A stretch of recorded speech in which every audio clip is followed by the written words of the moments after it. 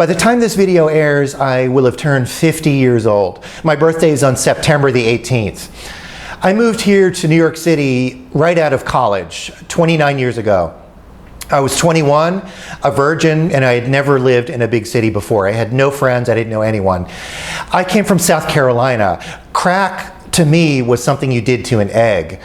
Rush hour was getting to the beach by high tide in order to go fishing.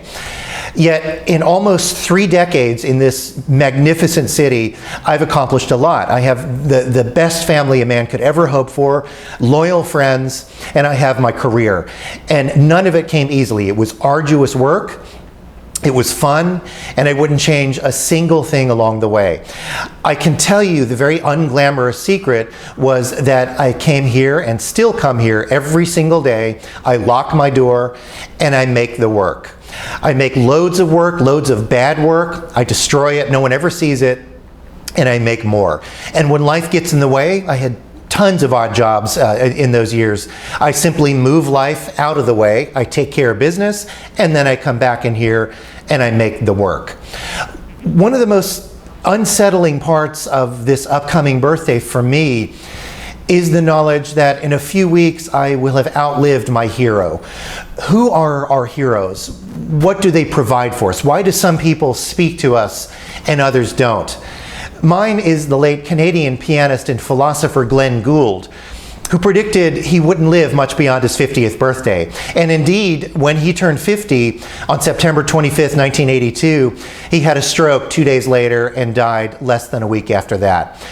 So as I trod forward onto the other side of that 50-year marker, I think a lot about how do I both untether myself from his example and also honor my commitment to the study of his life and his work. You and I work in show business. If you're a creator, we work in show business, and there is one show business. Doesn't matter if you're a video game designer, or you write string quartets, or you make oil paintings. All of us work in the same business. Art is simply an excuse to stare at each other.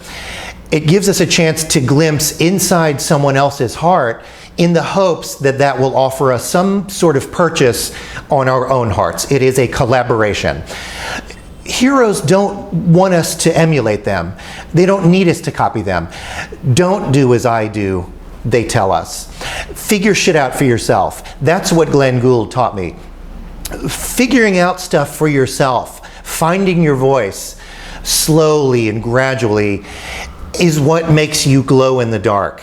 And if there's anything this world needs more, it's people who glow in the dark. And that freedom to make mistakes, that freedom to push ahead and figure it out for yourself is far richer and far deeper than simply emulating someone's example. So I can tell you, there are many things to fear in this world, but a fear of failure is not one of them. Be fearless in the pursuit of making bad work. That's what my hero taught me.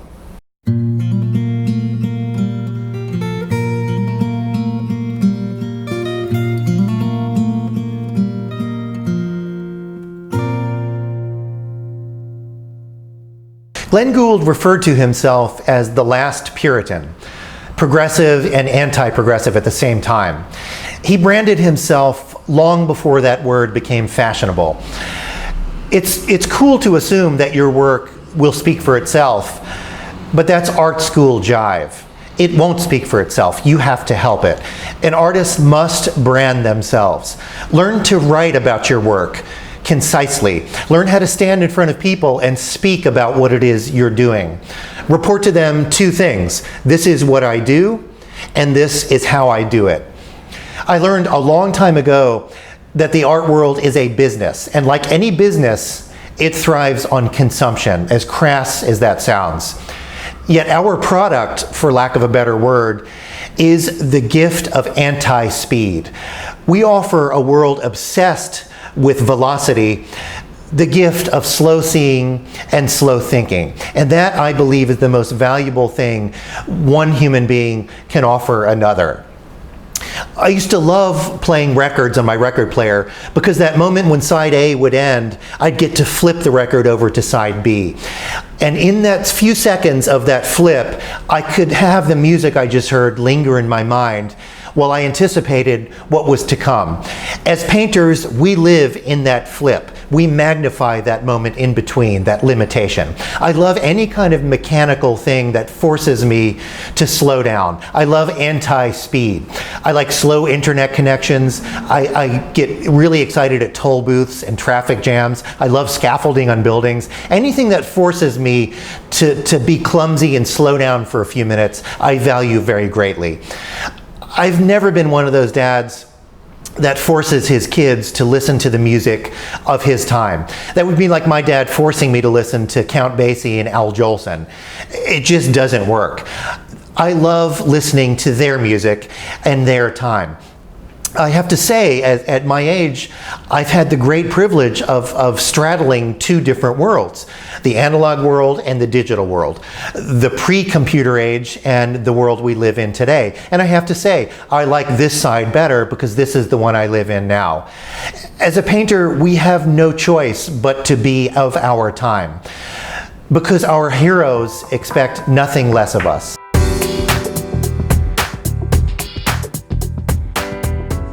The German painter Walter Sickert said, "Start like a bricklayer, end like a jeweler."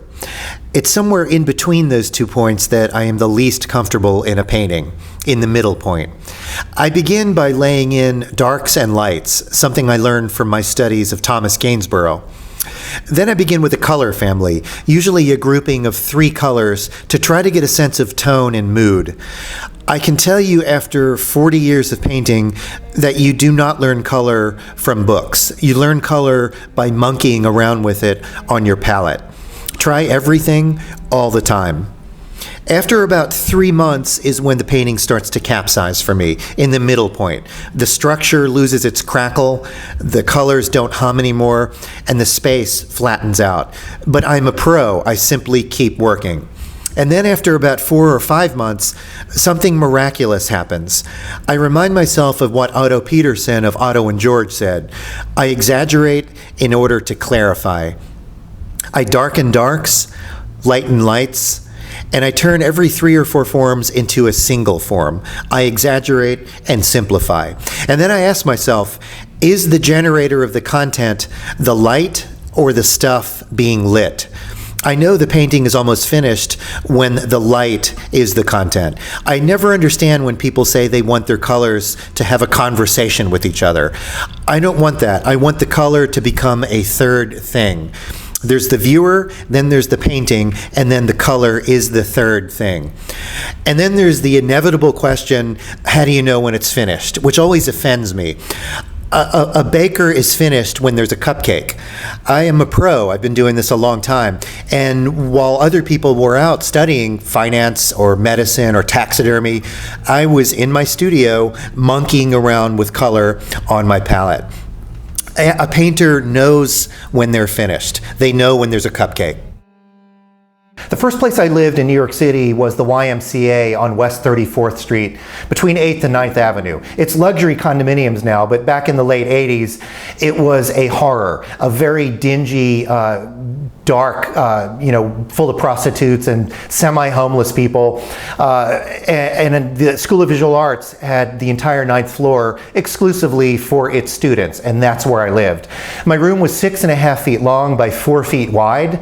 I'm 6'3", and I could lay in my bed and open my door with my toes. And it was great. And I'd walk every morning with my coffee from 34th Street to 21st Street, and that was where my studio was. And I had no money in those days. I was working a bevy of odd jobs, moving company, art handler in a couple of galleries.